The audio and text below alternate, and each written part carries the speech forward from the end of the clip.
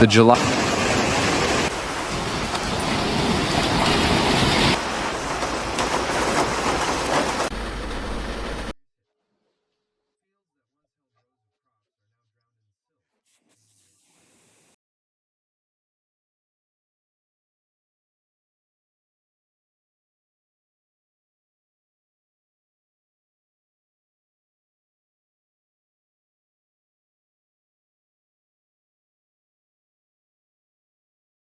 There is a number that defines everything, not symbolically, but mechanically, physically, undeniably. 600 millimeters of rain in just 24 hours, a volume equivalent to nearly 3/4 of an entire year's rainfall compressed into a single rotation of the Earth. A load so extreme that it does not simply test a city, it rewrites the conditions under which that city can exist. And yet the most unsettling reality is this: even under that pressure, the city did not collapse, did not scream, did not break apart in any visible cinematic way. It continued almost elegantly, almost convincingly, and that is precisely why it failed. At the beginning, everything behaved as expected, because modern Chinese megacities are not passive landscapes, but engineered systems, layered with drainage networks capable of moving tens of thousands of cubic meters of water per hour, supported by pumping stations, retention basins, predictive rainfall modeling, and real-time monitoring. When the first 100 millimeters fell, the system absorbed it. When it reached 200 millimeters, it adapted. When it crossed 300 millimeters, it strained but held, because that is what it was designed to do: to hold, to delay, to maintain the illusion of stability under stress, and for several critical hours, it succeeded. But infrastructure does not fail at the beginning of pressure. It fails at the margin, and that margin is always smaller than people think. By the time rainfall exceeded 500 millimeters, the system had already entered a different state, one not visible from the surface. Inflow had begun to outpace outflow in a way that could not be corrected in real time. Drainage capacity plateaued while accumulation continued. Underground networks filled beyond operational thresholds, and the city transitioned from a system that removes water into a system that stores it. And that transformation from flow to storage the surface, the first consequences unfolded with brutal efficiency.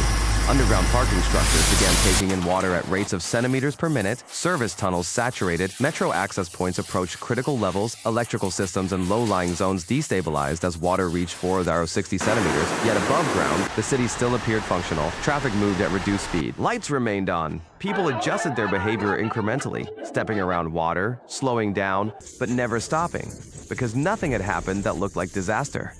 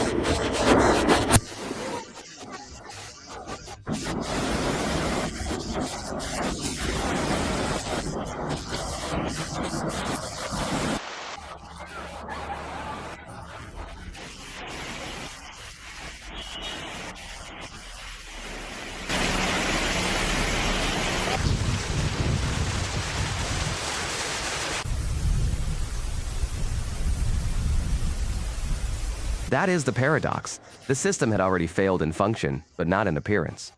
At street level, the transformation followed a predictable but deceptive curve at 20 centimeters. Movement is cautious. At 40 centimeters, vehicles begin to fail. At 60 centimeters, mobility collapses. Beyond 1 meter, the city ceases to operate in any conventional sense, and in multiple districts, water depths reached 1 to 1.5 meters, enough to disable transportation, flood ground floors, and convert entire road networks into static bodies of water. Yet still, the skyline remained unchanged. Glass facades reflecting a city that appeared intact. reinforcing the illusion that control had not been lost. But control had already shifted. Because in systems engineering, there is a critical distinction between failure and insufficiency. And what occurred was not failure in the traditional sense, no catastrophic breakdown, no singular point of systemic insufficiency under extreme load. Everything continues to operate, but collectively they cannot maintain equilibrium. And once equilibrium is lost, recovery is no longer immediate. It becomes delayed, cumulative, and costly. The human impact expanded rapidly under this condition. More than 1 million residents affected, tens of thousands displaced within hours, hundreds of kilometers of urban roadways rendered public transportation systems partially suspended, and economic losses escalating into billions of yuan. Not solely from physical damage, but from interruption halted logistics, frozen supply chains, suspended production cycles because in a megacity, time is as critical as infrastructure, and when time is disrupted, the cost multiplies exponentially. Yet even these numbers fail to capture the most important dimension of the event, which is perceptual. The city never appeared to be losing, and that is what makes it dangerous. Because when a system degrades without visible collapse, human response is delayed, adaptation replaces urgency, and the window for effective intervention narrows silently. People continue moving because they believe and by the time reality overtakes perception, the system is no longer recoverable in the moment.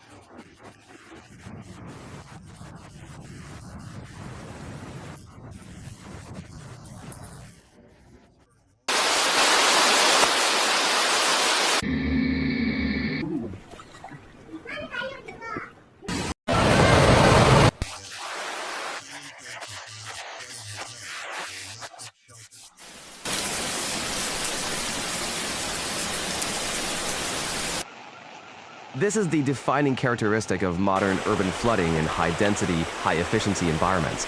It is not an event, but a transition, not a rupture, but a drift, a gradual crossing of threshold from 300 to 500 millimeters, from functional to insufficient, from control to occupation, where each increment seems manageable until the accumulation becomes irreversible. And once that point is reached, water no longer needs to force its way in.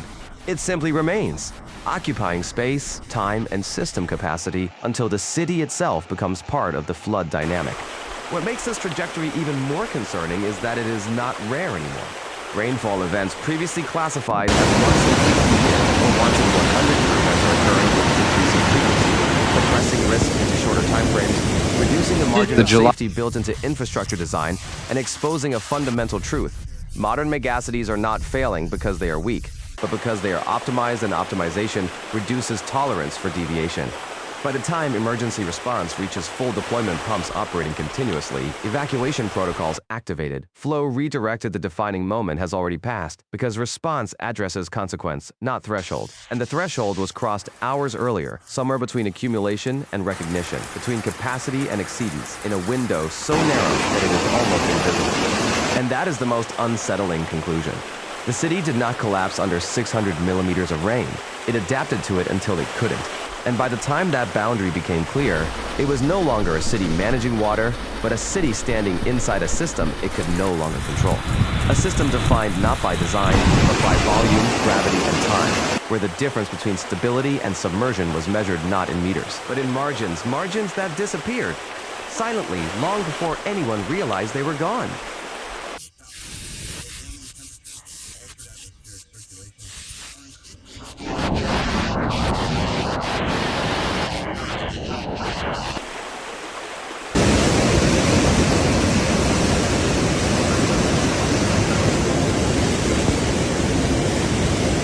The July